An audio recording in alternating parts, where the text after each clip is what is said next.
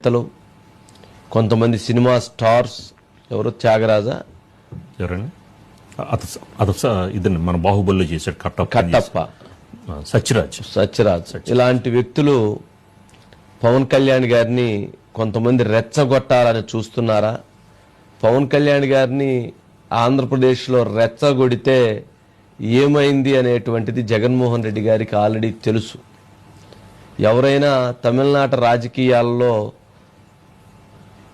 పవన్ కళ్యాణ్ గారిని రెచ్చగొట్టి ఎన్నికల్లో పోటీ చేయాలని, ఎన్నికల్లో పోటీ చేయమని రమ్మని సవాలు చేయటాలు, లేక మీ బలమేంటో మా బలమేంటో చూపించుకుందాం అనేటువంటి మాటలు గనక మాట్లాడితే ఏపీలో ఏం జరిగిందనేటువంటిది జగన్మోహన్ రెడ్డి గారిని ఒకసారి వచ్చి కలిస్తే అప్పుడు వాళ్ళకు కూడా తెలుస్తుంది.